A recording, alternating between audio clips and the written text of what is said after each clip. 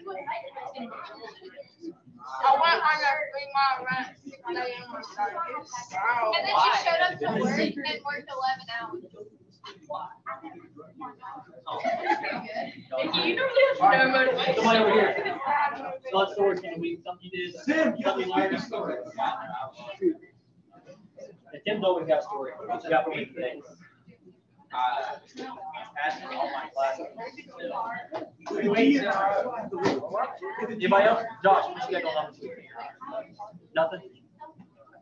Hey, is still passing.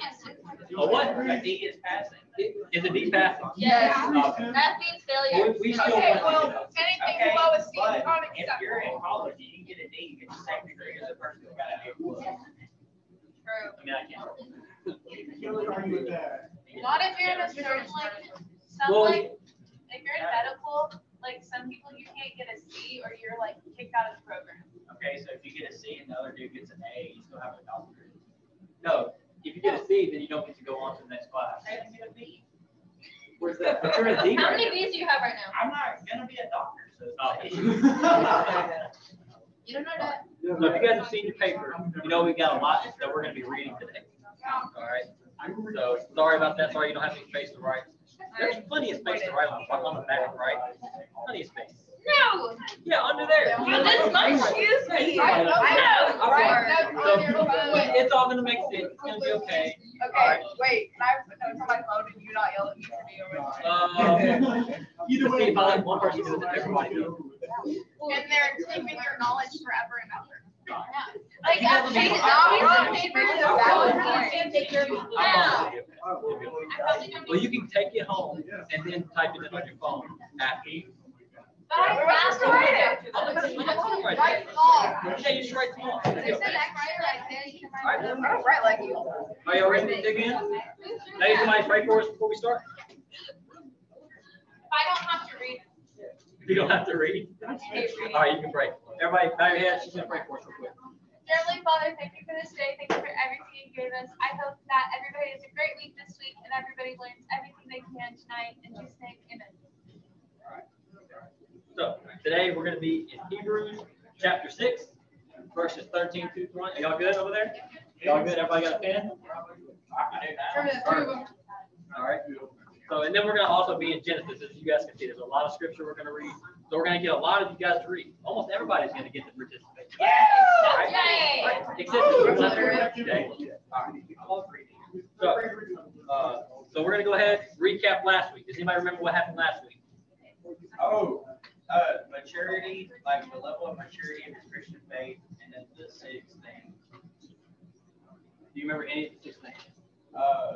The touching, like during prayer, the cleansing thing, like after you Washing. Having faith That's is two hard. out of 6, that's almost past. 2 out of 6? Yeah. I mean, it's not like. It's like 1/3. It's 33. 40 to 70. Or 33. All right. So basically, real quick recap from last week. Everybody listening? Everybody listening? All right. Cool. So they weren't holding on to the end, the hope of Jesus. He was talking to the Jewish people. So he was getting them right. He was kind of kicking them in the butt and telling them, hey, you guys are immature. You guys should be farther along in your faith, but you're not. But then what did he do? He encouraged them at the end, right? He encouraged them, and then he said, you know, I see your fruit. God's gonna, he's not gonna overlook your fruit. And then he tells them, you know, move on from your comfortable place of Jewish tradition. And then he talks about right here, verse 11, and we desire each one of you to show the same earnestness, to have the full assurance of hope until the end, so that you may not be sluggish, but imitators of those who, through faith and patience, inherit the promises. And then that's where we're going to start. So he says, be imitators of people who, through faith and patience, inherit the promises. So he gives us an example. So who wants to go ahead and start us off? Who wants to read the passage? 6:12 through 20. Don't everybody raise your hand at once. We'll split it up. Let's see. 12 through 20. We'll do, what's that, 8 verses? We'll do 4 and 4. So you read the first 4 verses and you read the next 4 verses. Sound good? Wait, where am I starting? 13. Is it 13 through 20? The first sentence, maybe. So do 13 through 17, and then you pick up at 18. Yeah. Sound good? All right. 13 through 17. You got it. Sorry, I reversed it. I'm confusing y'all. Anna, you have the exact answer? No, you're starting on 18. You're gonna start on 18, yeah. I'm gonna let you go second. Save the best for last. You go ahead. Sorry. That means that's, come on, let's just get to it. Stop with it. Oh my God. For when God made a promise to Abraham, since he had no one greater by whom to swear, he swore by himself, saying, "Surely I will bless you and multiply you." And thus Abraham, having patiently waited, obtained the promise. For people swear by something greater than themselves, and in all their disputes, an oath is final for confirmation. So when God desired to show more convincingly to the heirs of the promise the unchangeable character of his purpose, he guaranteed it with an oath. God is getting all the rest of it, right? Yeah, you should do it. So that by two unchangeable things, in which it is impossible for God to lie, these who have fled for refuge might have strong encouragement and hold fast to the hope set before us.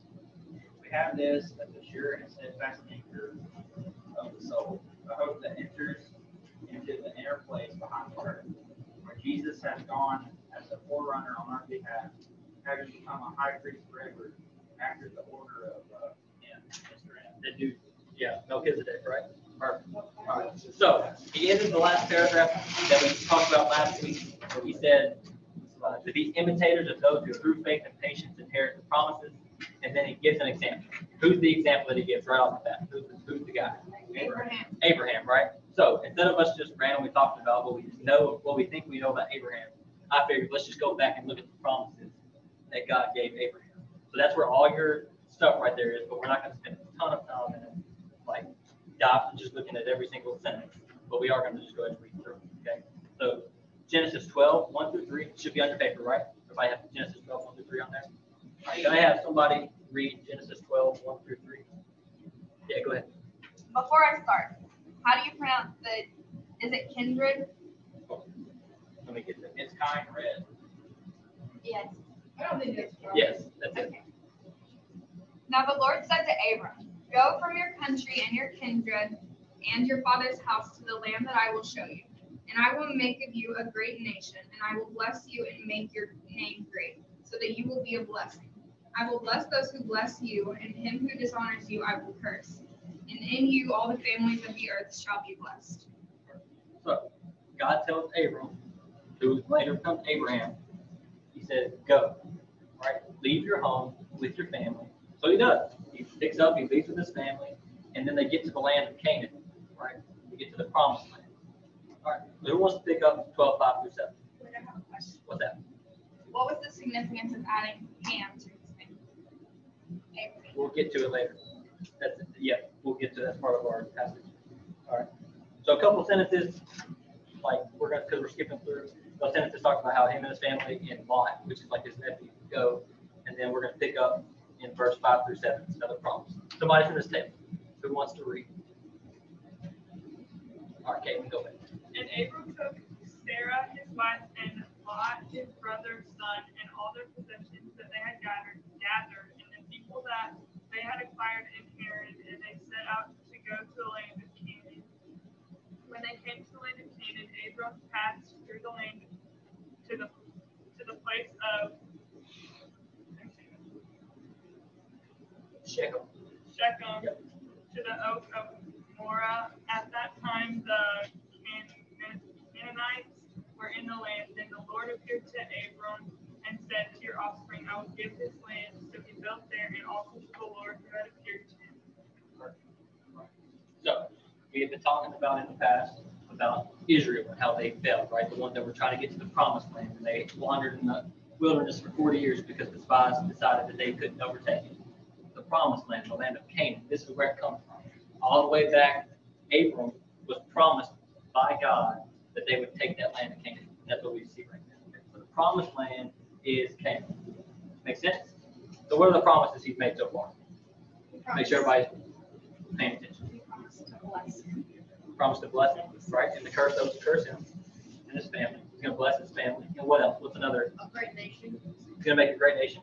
All right. And what's the other promise, which is read? The Canaan just read.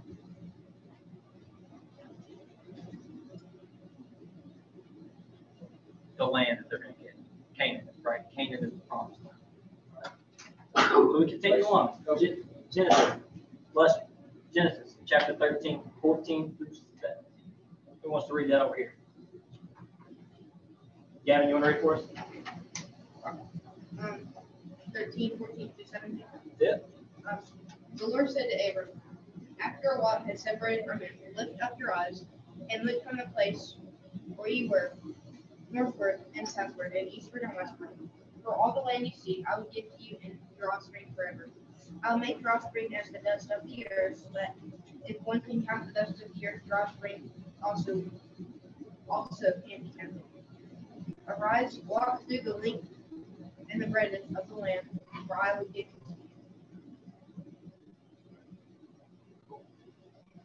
So God promises Abram what in that passage? A lot of offspring. He's going to have a lot of offspring, right? How many? As much as the dirt. As much as the dirt. Have y'all ever tried to count the dirt? Yes. Y'all try to picture counting the dirt? No. You would sit there for hours counting the dust part, right? Why was that a good thing? I don't do What? that. Have a lot of children. So basically what he's saying, so think about Abram, he doesn't have any kids yet. He's old. And God's saying, at some point, I'm going to give you, and you're going to be the head of many, many nations. You're going to be the head of many, many people. So it's like a power on you. We look back, and from where we're at, we know that Abraham ends up being the father of Israel. And like everybody knows the name Abraham, right? So his name is going to be made great. And that's one of the promises as well. So he's going to have offspring. So back then, and even now, you want to have a son, you want to have a daughter, you want to have a lineage to go on. It's all about your name, right? Does that make sense? Yeah. I was just saying. Your name doesn't get passed on if you don't have any family. So your family would just stop. There would be no longer, so like, what's your last name? Okay, so if you don't have any kids and you don't have any brothers or sisters, the name Miller doesn't get passed on for the rest of eternity. So basically, it's about the name, like being passed on to generations. Make sense? Yeah. So God promised Abram that all the land that he sees is going to be his, and it's not just going to be his, it's going to be his offspring as well. It doesn't just say for a little while, it says forever, right? We've talked about forever quite a bit. Forever is a long, long time, okay? He also promises that his offspring is going to be the same number as the dust. Like we said, you can sit there and count dust all day. That's a lot of people, okay? It's a lot of descendants. Okay? And then time passes on, and Abram still doesn't have any offspring. So this promise that God has given, it doesn't seem very likely. So we're going to go ahead and pick up Genesis 15, 1 through 6. So where we're at right now, God has promised Abram a lot of things, but nothing has happened yet. He hasn't seen those promises yet, right?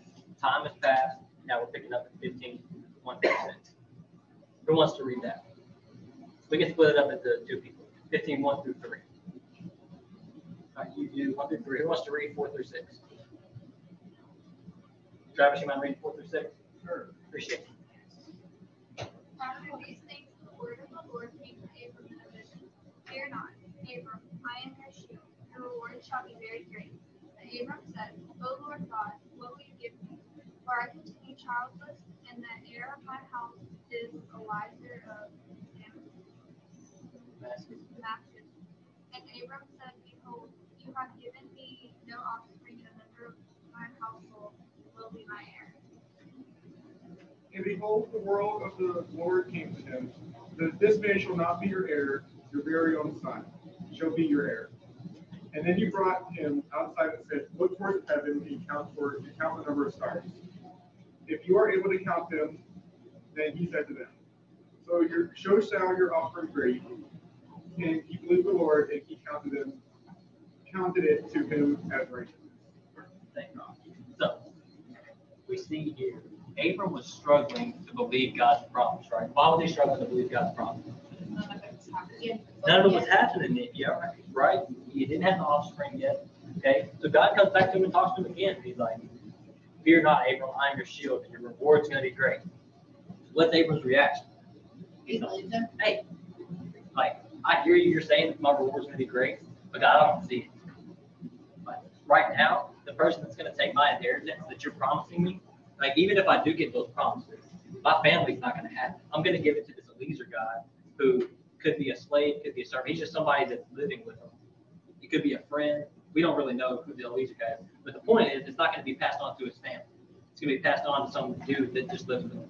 Okay? It's not going to be his son. And so he's like, God, you told me it's going to be one of my children. So I'm going to pass it on to my offspring. But I don't see it. It's hard for me to see this. I can't trust it. Okay? So an inheritance, I don't think I've talked about this. An inheritance is supposed to go to your firstborn son.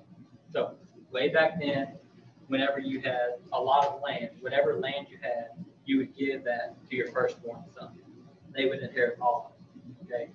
There's a theme throughout the entire Bible of being the firstborn and inheriting the majority of things, right? So, but he doesn't even have one child at this point. Okay? So if there's an inheritance, it's not going to go to his son, it's going to go to somebody who's not in his family.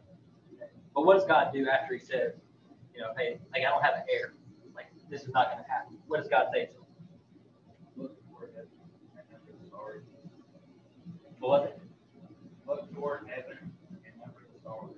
Well, before that. So he goes through, in verse 3, behold, you have given me no offspring and a member of my household. No member of my household. Behold, the word of the Lord came to him. This man, Eliezer, shall not be your heir. So at this point, whoever this Eliezer guy is getting the inheritance if Abraham dies today. Okay? Does that make sense? Because he doesn't have offspring. And so this Eliezer guy, God is saying, Eliezer is not going to get the inheritance. I'm telling you this. You can hold to that. I promise you, he's not going to get it. Your very own son is going to be your heir. And he brought him outside. And that's when he says, look at the sky. Try to number the stars. And if you can, that's how much your offspring is going to be. That's how long your lineage is going to be. If you can count 1,000,000 stars from Abraham, there's going to be 1,000,000 descendants. Does that make sense? And you can't actually count the stars. That's the point. There's going to be an unending number, an infinite number of offspring, right? So he's promising, trying to reassure him. Inheritance is actually going to go to him. So Abram is actually doubting what God is telling him. Does that make sense? So he's doubting, he's struggling, he's asking questions. God, like, I don't see this. I don't see how this is actually going to work. And to be honest with you, a lot of us, if not all of us, I would say all of us actually, struggle with some sort of doubt at some point. If you haven't doubted yet, you're going to. And there's a lot of people that will say that doubt is sinful. But I'm going to say doubt is not sin. Doubting is not a sin. Because everyone at some point is going to question life. We're going to have questions like, why are we here? Is this all real? Is God real? Is God really who he says he is? Can the death and resurrection of somebody thousands of years ago actually apply to me? How is that even possible? Is there a heaven? Is that even a thing? Are we just particles that just randomly appeared, or is there an actual God? Is there an actual purpose to my life? Those are questions that everybody's going to have. If you sit down and you really think about life in general, you're going to question things. And that's okay. He's not saying, when you have those questions, when you have those doubts, he doesn't just say, oh, you know, you're not for me. You know, you're doubting. You don't have any faith. You're not part of my family. He doesn't do that at all, actually. Doubting happens to the best of us. Okay? So Abram, we're going to find out later, he's the father of many nations. He's the father of Israel, the father of Christianity, because without Abram, we don't get Jesus and we don't have our hope. Okay? So Abram is a big figure. It tells us to be imitators of Abram and his faith. But Abram is doubting, right? So even the one that we're supposed to imitate had questions about life. So you guys that are questioning life, you're not the only ones that do it. Even the big names, John Piper, even Chris, even me, all of us, Bailey, we've all had doubt. We all have questions. Best of us do, okay? And so here, Abraham is the example we're supposed to imitate. We're supposed to have faith like Abraham, yet he struggled and doubted the question. Okay? Doubting is not sinful. God isn't scared of your doubts. He's not scared of your questions. He's big enough to handle. Okay, I'm going to point you to a point in Scripture. Thomas. Thomas is one of the 12 disciples. Okay? Who is Thomas? What is his name? Doubting Thomas, right? That's his name. I hate that name. I don't know about, like, people call him Doubting Thomas. I hate it. I do, personally. The reason that is put yourself in his shoes, okay? So there's this guy. Pretend you're Thomas, okay? You've been with Jesus for 3 years, doing ministry, seeing miracles, seeing all these things happen. And then the government puts this guy that you've been following, your teacher, right? They put him to death. They brutally embarrass him, and then they murder him. He watched his friend die. Okay? And now he has his other friends coming up to him and saying, oh, Jesus is alive. Jesus isn't dead anymore. Thomas is over there like, guys, why are we still hanging on to this? I spent 3 years. I loved Jesus. I was with him the whole time. I watched him die. Like, I know the government's out to get us. They killed Jesus first, and now they're coming after us. We need to be hiding. We need to be focused on where do we go now. This is my thought process. If I was talking, I would be like, hey, we need to move on. Like, we need to move on to the next step. And y'all are trying to make me go back and say, oh, Jesus actually is alive. I'm not going to believe that. The only way I'm going to believe that is if I see the holes in his hands and I touch them myself. He's not saying, oh, I just don't believe in Jesus. He's really just saying, like, I have to see it to believe it, because right now I don't have to believe it, right? And then what happens? Anybody know the story? Jesus comes up to him. Does Jesus say, Thomas, you didn't believe, so you're not welcome in my kingdom? Is that what he does? Does he get on him? No, Jesus literally appears and says, hey, Thomas, come touch my hand. Come touch that hole in my hand. Come see. He doesn't say, because you're a disbeliever, I'm going to shun you from my kingdom. He says, come to me, let me show you. It's the same way here, Abraham. He's struggling. He says, hey, I don't see it. I don't have a descendant. And God just reassures him. And that's what he does. He reassures constantly. If you have questions, if you have doubts, go to the scriptures, go to him, and he's going to show you. He's going to reassure you. Right?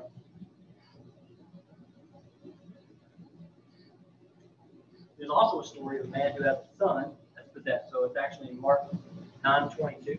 I'm going to go ahead and go there, you guys. I didn't put that on your paper because I wanted you guys to have space for notes. I didn't want to fill up. But in Mark 9, verses 22, he starts at 14. It's about a boy who's from birth has been possessed by a demon. He's been foaming at the mouth. He's been beating people up. He's been doing all kinds of crazy things, right? Because of the spirit. And then I'm going to pick up in verse 22. The father comes up to Jesus and sees Jesus. Jesus asks, how long has this been happening to him? His dad says, from childhood. They've often cast him into fire and into water to destroy him. But if you can do anything, he's talking to Jesus. Jesus, if you can do anything, have compassion on us and help us. Jesus said to him, if you can, all things are possible for one who believes. Immediately the father of the child cried out and said, I believe, help my unbelief. And then right after that, Jesus healed him. Okay. What is the point of that? We see time and time again, we see examples of people who believe Jesus, they believe in God, but they still struggle. Guys, we're going to struggle with questions. We're going to have doubts. The things are going to pop up in science, and it's going to be like, well, that doesn't make sense a whole lot. It doesn't mean it's going to disprove God. Okay? God says, come to me with your doubts. It's okay, right?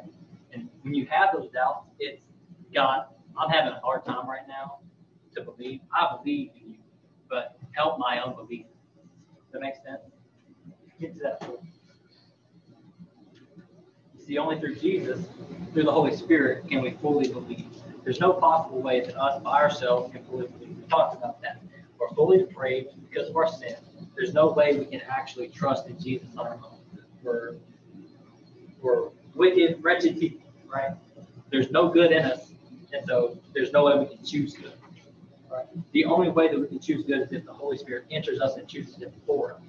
So the only way we can believe in God is if God himself comes into us and helps us to believe. So this guy in Mark 9:22 through 24, he says, Jesus, I believe, but help my unbelief. Because the only way that I can really believe is if you help me. All right?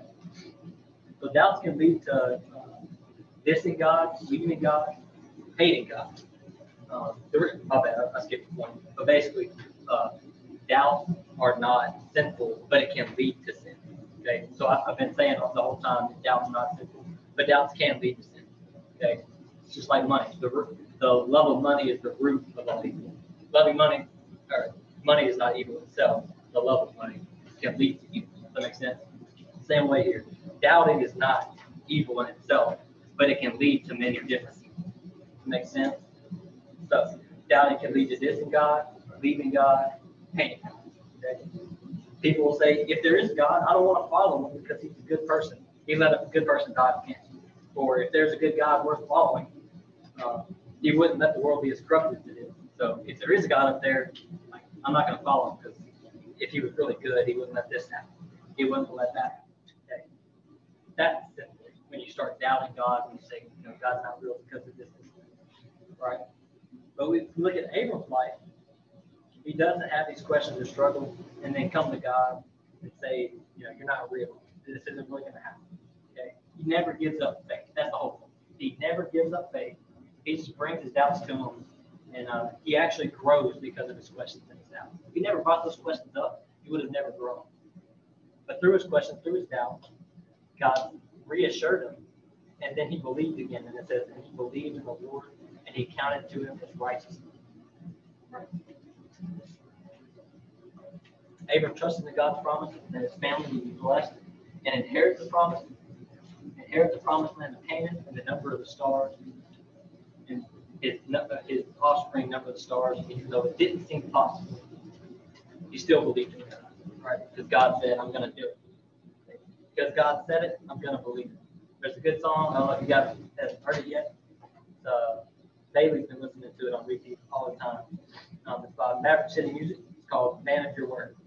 Basically, it's just repeating over and over again. If you said it, we believe it. If you said it, we believe it. If you said it, we believe it. It's just constantly over and over again repeating that. Because if God says it, he's a man of his word, we can trust that. 100%. Okay? I'll flip over to Genesis 17. You guys have Genesis 17 on there? I can't remember if I put that on there. Yeah, 1 through 8. Yeah. 1 through 8? Okay. Does anybody want to read those for me?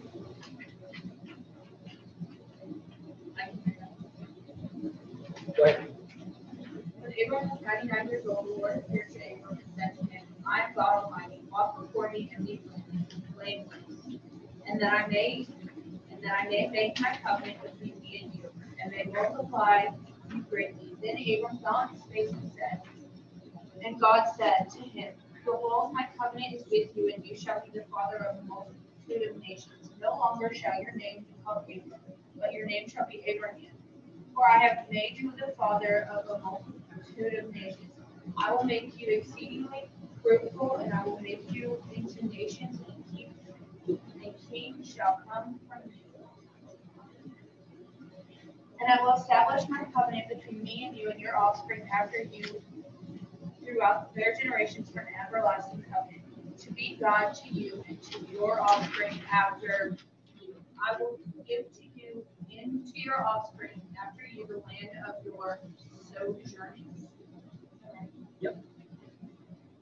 All the land of Canaan for an everlasting possession, and I will be their God. Thank you. Thank you. So basically, quick rundown, God promises that Abram's going to be the father of a multitude of nations. He changes his name to Abraham, like you were asking earlier. He changes it because he's the father of a multitude of nations. This was the name Abraham. Right. So, with all that said, we're going to go back to Hebrews. A lot of time in Genesis, we're going to go back to Hebrews. We're going to look at verses 16 through 18. Who wants to read verses 16 through 18? What is that? Verses 16 through 18. Hebrews. Go ahead. 16. Yep, 16 through 18. Read 18. Yeah, go ahead and read 18. For people swear by something greater than themselves, and all their disobedience and oaths for condemnation. So when God desired to show more convincingly to the haters of the promise of the changeable character of his purpose, he guaranteed it with an oath, so that by due strong encouragement to hold fast the oath set before us.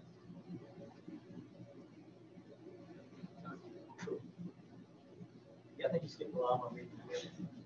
He guaranteed with an oath so that by two unchangeable things that make it impossible for God to lie, we who have fled for refuge might have strong encouragement to hold fast. Thanks for reading. So I got a question for you guys real quick. What do y'all do if you're trying to assure somebody? If if you like, if you make a statement and you want them to be sure that you're right, you want them to really believe it. What is the 2 words that you say after? I promise, or I swear, or On me. on me, or I hope you guys never do this. This is not, don't ever do this. But when I was a kid, people would say like on my mom, on those shoes over there that I just bought, or they would put it on something on the Bible. I promise this thing, right? You're not supposed to swear, but you guys have heard that, right? Like you guys understand the concept of swearing. So if you ever go to court and you have to like face a judge or whatever, they're gonna put your hand on the Bible and they're gonna swear you in, make you say, swear on the Bible, and I'm gonna tell the truth, nothing but the truth, right? But is it the left hand up or is it the right hand up? Whichever one. Yeah, y'all know, y'all seen the movie. But so they do that, right? They want to make sure that you're saying 100% nothing but the truth. Okay. In January, this is just another example. In January, there's going to be a president. He's going to be sworn into office, whoever it is, right? We're going to put the right hand on the Bible. We're going to swear in and take the oath that they're going to be the president of the United States. Okay. When you have an oath, you're swearing on something greater than yourself. Okay. Does that make sense? If you want to prove something that's true, you're going to say, you're going to put the promise on something that's greater than yourself. Now, put it on yourself, put it on something different, something greater than yourself, right? Well, when God makes a promise, it says that there's nothing greater than God, right? And it's not just a cliche thing like, oh, nothing greater than God. There's literally nothing greater than God for him to swear by. So he has to swear on himself, okay? And so, did I give you guys Genesis 22? Yeah. That's the example that where he actually swears on himself. So if somebody wants to go ahead and read that one, I think it's Genesis 22, 15 through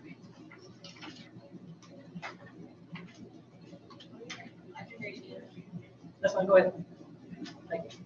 And the angel of the Lord called to Abraham the second time from heaven, and said, By myself I have sworn, declares the Lord, because you have done this and have not withheld your son, your only son, I will surely bless you, and I will surely multiply your offspring as the stars of heaven and as the sand that is on the seashore.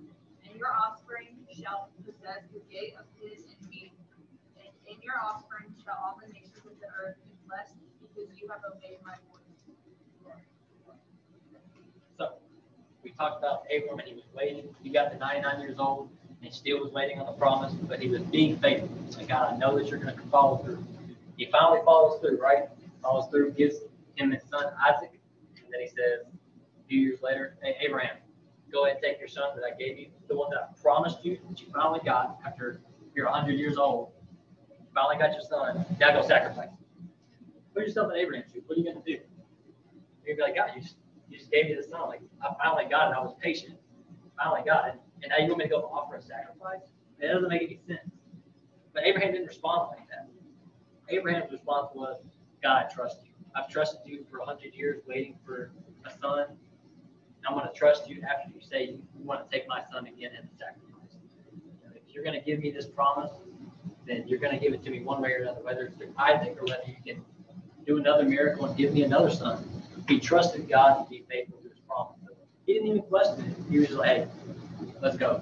Let's take him up there, right? And because of that, the angel comes down, and the Lord swears on himself, by myself I have sworn, because you have done this and have not withheld your son, I will surely bless you. Right? And gives him that promise. Awesome. Cool. So let's go back to Hebrews. All right. Why do you guys think that God would swear on himself? There's nothing greater to swear on. Nothing greater to swear on, right? Verse 18. So he swears on himself so that by two unchangeable things, the two unchangeable things are his promise and an oath. Okay, so he has promises and oaths. But there are times when he didn't swear on himself. Promises and then when he did swear on himself. In which it is impossible for God to lie. We who have fled for refuge might have strong encouragement to hold fast to the hope set before us. All right, that last sentence, does that sound familiar? We've heard that stuff for the first 5 or 6 chapters. We've heard it many times, over and over and over. Right? Have faith. Trust God through the end. Endure till the end. Hold firm the confidence of the hope until the end. Right? We've seen it over and over and over. Right? Even when it doesn't make sense, when things are hard, when things seem impossible, God's plan is still intact, still happening. He's still sovereign over all, and his plan is still going to follow. Okay? We can trust literally everything that God said, because it is impossible for God to lie. And he's proven it. He's a man of his word. He swore on himself and he never failed. Never. Now, when you look at man, humankind, they will fail you. What's up? So if God knew that Abraham was going to sacrifice his son anyway, but I mean I know he didn't, but he was like planning on it. Why did he still have to do that? If you already knew that. See, yeah, so he did that, and Abraham proved his faith. He proved his faith. He can say you have faith all you want, but then whenever he actually went out and did it, and was going to offer his son, it was proving that he was faithful, right? No matter what. But God already knew that he was going to do that since he already knows everything. So why did he? God already knew that you were going to accept Jesus into your heart or and follow Jesus. Why would he have you go ahead and do it? He's going to have you. It's the action. It's not like he knows everything. He's sovereign over all. But we're still going to have those actions. Does that make sense? He still asks us to pray. He knows all the prayer requests. He knows all the things going on. But he still asks us to pray, right? Because he wants a relationship. Does that make sense? That's a great question. Great question. So humankind will let you down. Your boyfriend's going to let you down. Your friend's going to let you down. Your teacher, your teammate, your parents, right? Some of you guys have already seen that. But God never fails. Jesus never fails. You can trust him and his promise. Right? And hold fast to that hope that he will fulfill those promises. Right? Hold fast to him and have faith in him. Right. This is where it gets in. Verses 19 to 20.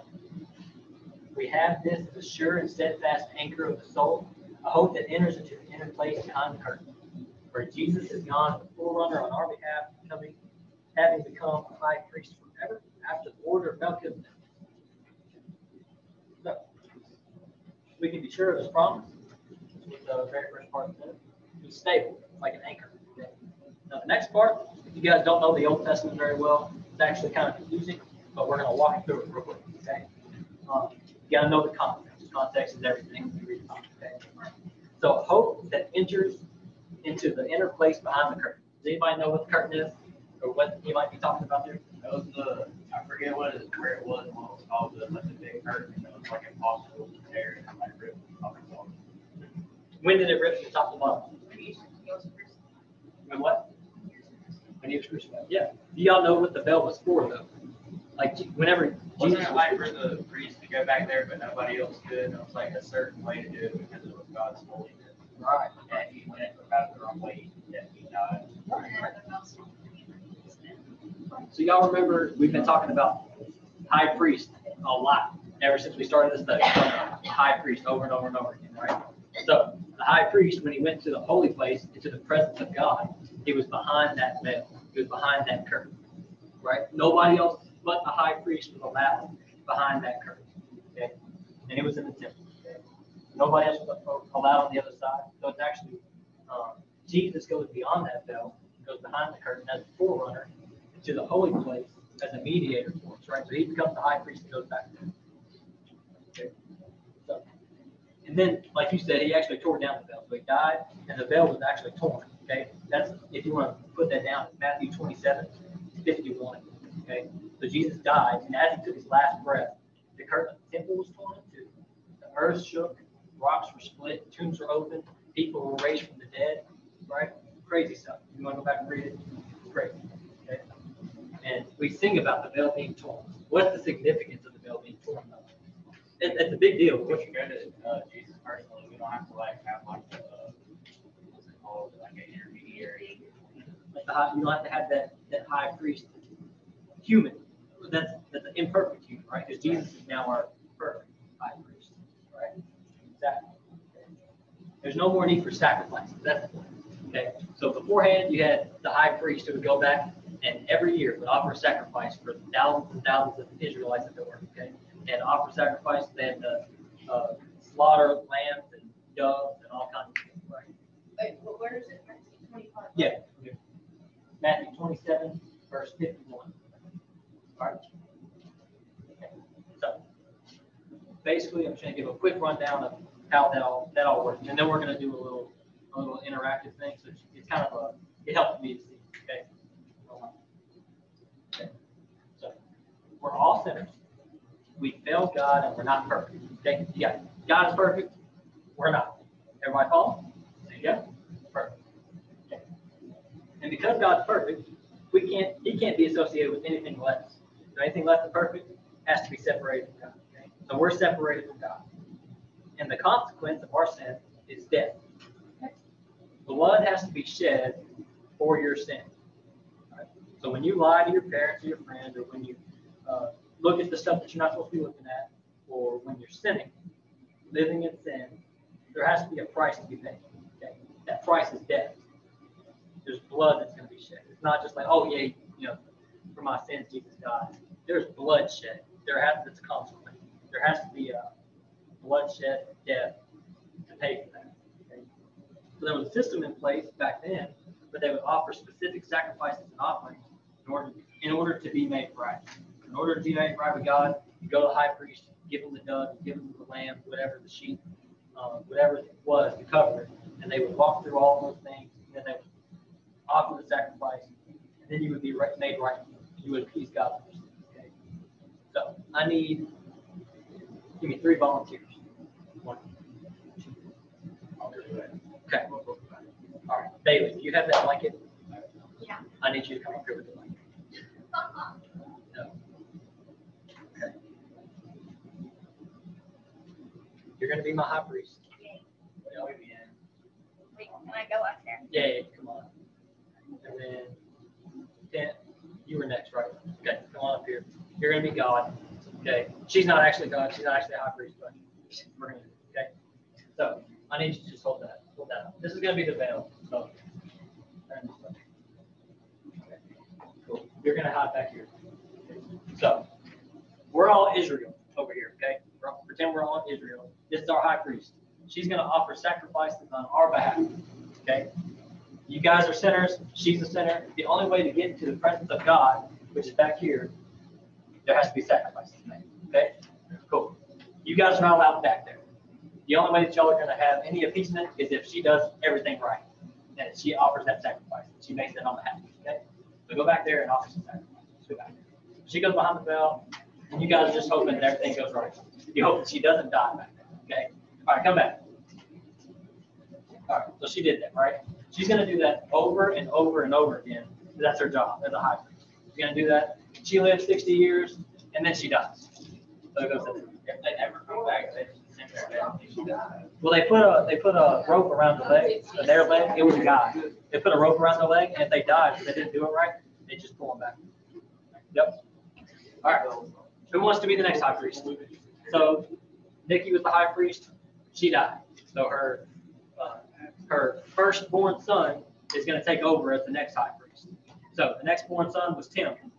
Okay, so Tim takes over. Come on, Tim. Yeah, you're up here. You're the high priest. She died. The first high priest died. Like you said, hold on. Yeah. Now you're the high priest. Now you get to go offer sacrifices on behalf of everybody. Yeah. You're in the presence of God, offering sacrifices. Yeah. You do that for 40 years, and then you die again. You die. So you go sit down. I live 60. All right. You got one more. Yeah, one more. All right, and then you die. You're done. Go sit down. Okay. And that cycle just continues. Continually, there's going to be a high priest passes away, and somebody takes his spot. All right. Does that make sense? Okay. I need another volunteer. Who wants to be the next volunteer? You've already done. No, I just have a question. What's up? So let's say Nikki sort of died when Tim was like 5. What happened? That's a great question.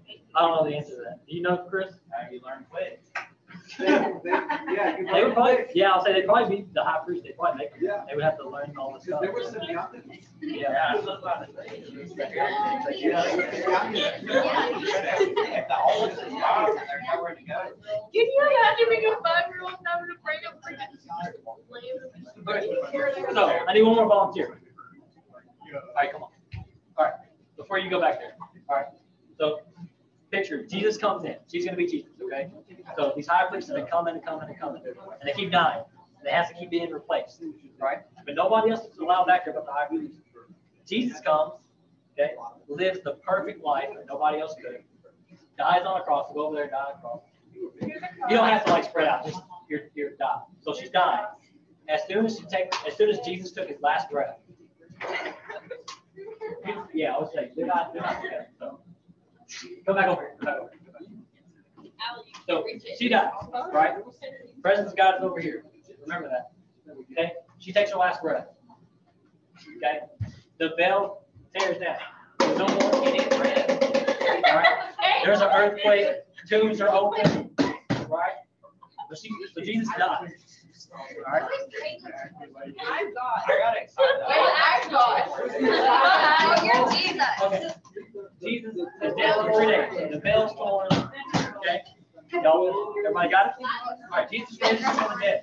Okay? That was 3 days. It's been 3 days. Jesus raises from the dead. Okay? And now, Jesus is now the great high priest. Because just like, so Nikki and Tim, they were the high priests, right? There were hundreds of thousands of high priests that came before, and they all died. But Jesus is the high priest of this forever. Because Jesus came back to life and then never died again. He's still our high priest. It's a never ending. It says that he is the high priest forever, right? It never ends. Okay? He's the forerunner. What's a forerunner? What does it mean to be a forerunner? Not the car. The person that goes ahead of you. Right. So you got a forerunner. That's one person that's going ahead of a pack. Okay. So you're the forerunner, and you go to Jesus, right? You're going behind the curtain. The veil's no longer there. You go to God in the presence of God, right? As our mediator. Okay. So we still have a high priest. We still have a mediator. But the veil's now torn. Okay? Jesus is the forerunner. Well, if there's a forerunner, that means that there's people coming behind you. You can't be a forerunner of a group of people and then there not be a group of people following. Okay? So, us as believers, we are the afterrunners. Okay? Jesus goes as the forerunner on our behalf, but then as Christians, we're the afterrunners. We come in through Jesus. We follow Jesus behind the curtain to God, to the presence of God. So, if you're a believer, stand up and follow Jesus, who is your forerunner, and come meet Jesus. I'm for real, everybody. If you're saved, go up there and meet Jesus. Be with God. Oh, no. I know, COVID, we're not supposed to do that. All right? Hey, are you guys going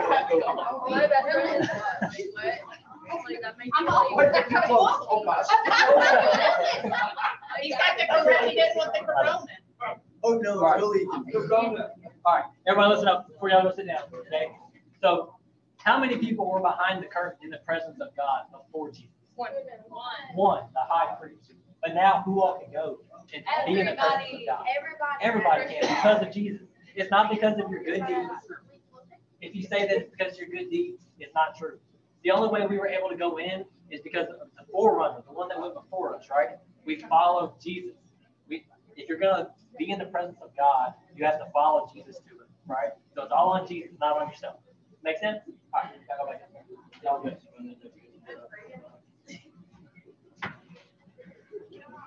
You know what? You stepped on my shoe. The disrespect.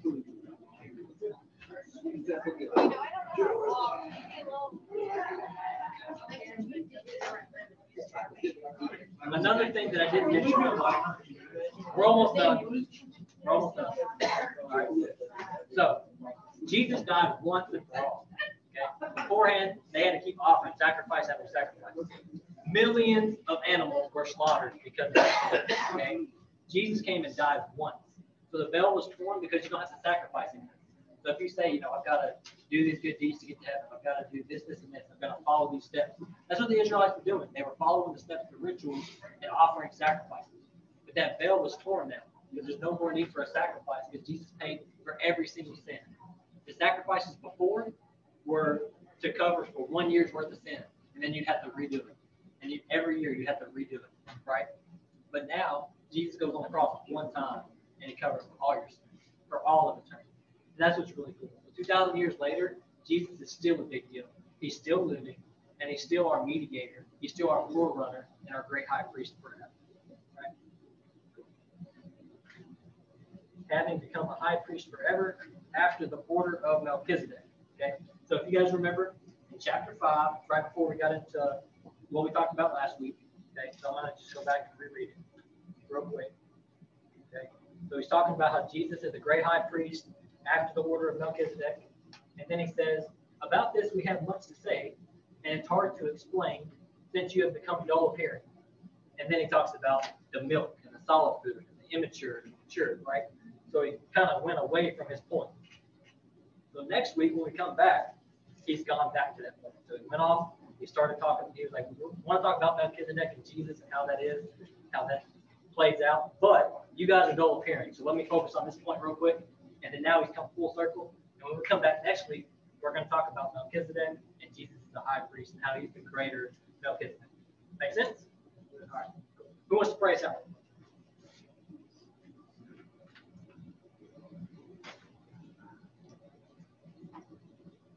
So we all can go talk to God. We just all. You already prayed. I mean, you can if you want to. Yeah, go ahead. Knock it out. Heavenly Father, thank you for the safe things for everything you give us. I want to pray that everybody learned something from this tonight and everybody is choosing to follow Jesus. In Jesus' name, amen. Amen. All right. So let's see what we got. All right, I'm going to switch on to groups. The guys are going to stay over there, but then I'm going to count off the girls. 1, 2, 1, 2.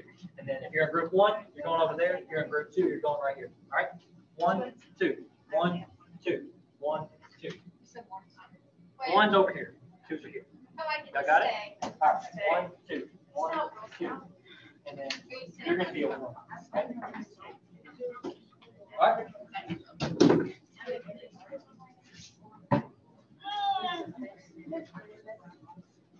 Hi, Bree.